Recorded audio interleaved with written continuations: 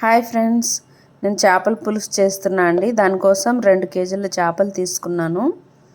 దాన్ని శుభ్రంగా క్లీన్ చేసేసి పసుపు, ఉప్పు, కారం, అల్లం వెల్లుల్లి పేస్ట్ కలిపి పెట్టుకున్నానండి.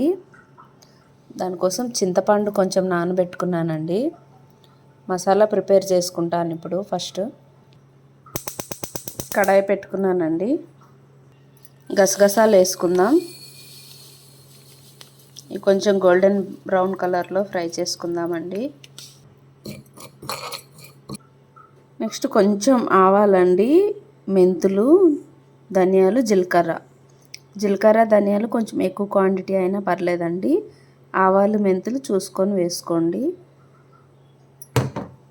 ఇవి కూడా ఫ్రై చేసుకుందాం. అయిపోయండి. ఈ స్టేజ్లో ఉన్నప్పుడు తీసేసుకోవాలి పక్కకి.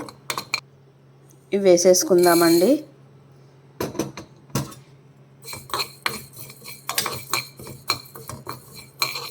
ఆవాలు ఒక హాఫ్ స్పూన్ ఉంటాయండి, మెంతులు కూడా హాఫ్ స్పూన్ ఉంటాయండి. ఇవి మంచిగా ఫ్రై చేసుకుందాం. చేపల పులుసులోకి ఇది బాగుంటుందండి మసాలా. అయిపోయిందండి. స్టవ్ ఆఫ్ చేసుకుందాం. పులుసు కోసం కొన్ని ఉల్లిపాయలు కట్ చేసి పెట్టుకున్నానండి. దీన్ని పేస్ట్ చేసుకుంటాను. ఒక 4 టమాటాలు, బెండకాయలండి కొన్ని చివరిగా వేసుకుంటాను. ఒక మామిడికాయ అండి. మామిడికాయ వేసుకుంటే చాలా బాగుంటుందండి పులుసు. ఈ ఉల్లిపాయలని కట్ చేసుకుందామండి. ఈ ఉల్లిపాయలని కచ్చాపచ్చాగా మిక్సీ పట్టుకోవాలండి. మరి మెత్తగా పట్టుకోకూడదు. ఇదిగోండి, ఈ విధంగా పట్టుకోవాలి. ఇప్పుడు పోపు పెట్టేసుకుందామండి. స్టవ్ మీద బాండీ పెట్టుకున్నానండి. ఇలా వెడల్పుగా ఉన్న బాండీ తీసుకోండి. ఆయిల్ వేసుకుంటున్నాను. ధనియాలు, జీలకర్ర వీటిని మెత్తగా పౌడర్ చేసుకుందామండి. ఇదిగోండి, ఈ విధంగా మెత్తగా చేసుకోవాలండి. దీన్ని పక్కన పెట్టేసుకుందాం. ఈ లోపల ఆయిల్ వేడయిందండి. ఆవాలు వేసుకుందాం. కొన్ని మెంతులు వేసుకుందాం. జీలకర్ర వేసుకుందామండి. ఉల్లిపాయ పేస్ట్ వేసుకుందామండి. కొంచెం గోల్డ్ కలర్లోకి వచ్చే వరకు వేగాలండి. దీంట్లో కొంచెం సాల్ట్ వేసుకుందాం.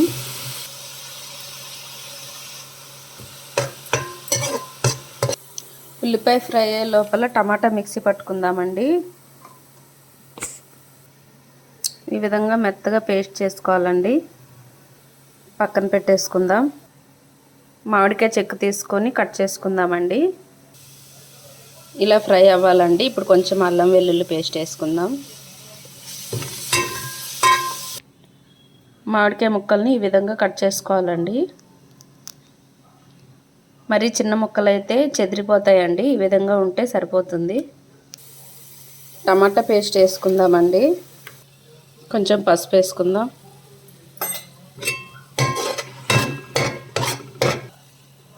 కొంచెం ఆయిల్ వేసుకుంటున్నానండి. నాకు సరిపోయినట్టు అనిపిస్తుంది.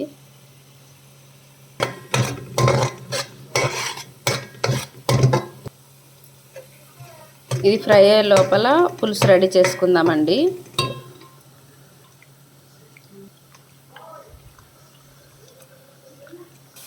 కొంచెం కరివేపాకు వేసుకుంటున్నా అండి.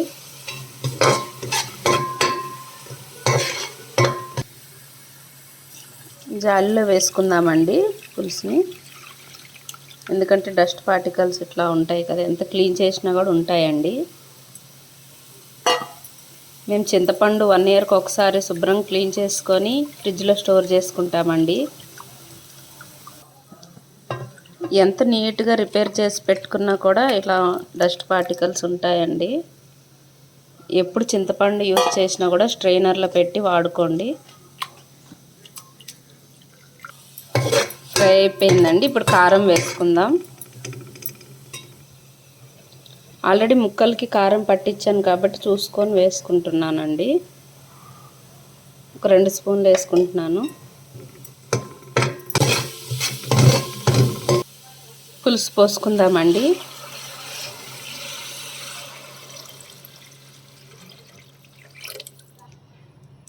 వాటర్ ఇంకొక 2 గ్లాసులు వేసుకుంటున్నానండి.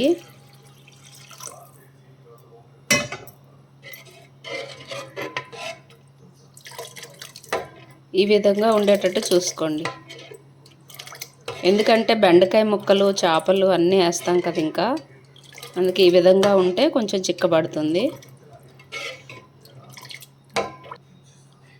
రాక్ సాల్ట్ కొంచెం వేసుకుంటున్నా అండి, ఒక 2 స్పూన్లు. పచ్చిమిర్చి చీలికలు ఇప్పుడు వేసుకోవాలండి. మూత పెట్టుకొని బాయిల్ చేసుకుందామండి. ఈ లోపల బెండకాయలు కట్ చేసుకుందామండి. బెండకాయలని ఈ విధంగా కట్ చేసుకోవాలండి. ఇటువైపు కట్ చేసుకొని మధ్యలో ఘాటు పెట్టుకోవాలండి. ఇట్లా అన్నీ అట్లానే కట్ చేసి పెట్టుకోవాలండి. పులుసు బాయిల్ అయిందండి. ఇప్పుడు మనం చేపలను వేసుకుందామండి. కొంచెం మసాలా వేసుకుందాము. 1½ స్పూన్ వేసుకుందామండి. మిగతాది తర్వాత వేసుకుందాం.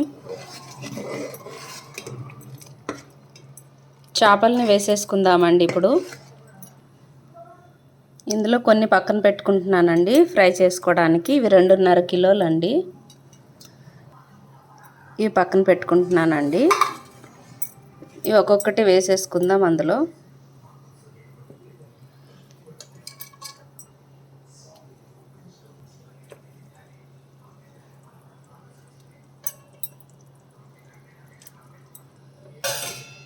కొంచెం మీడియంలో పెట్టుకుందామండి స్టవ్.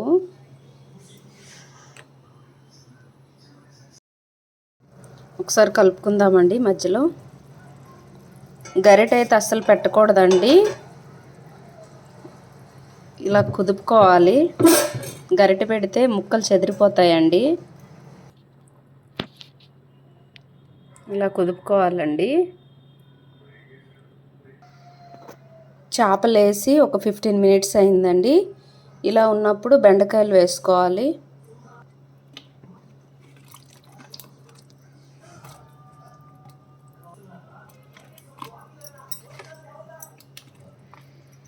చుట్టూరా వచ్చేలాగా వేసుకోవాలండి.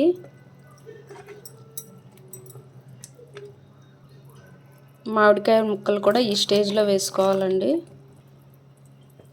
బంగిడి బిల్లి తీసుకున్నానండి. బంగిడి బిల్లి అయితే కొంచెం బాగుంటుంది, తీయగా పుల్లగా ఉంటుంది కాబట్టి పులుసు టేస్ట్ బాగుంటుందండి. కొంచెం కొత్తిమీర వేసుకుందాం, మిగతాది తర్వాత వేసుకుందామండి.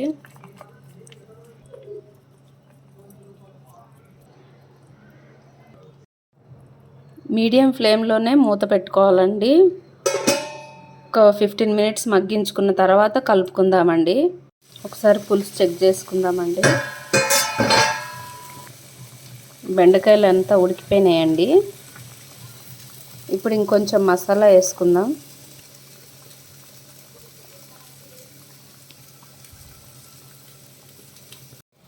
గరం మసాలా కొంచెం వేసుకుందాం.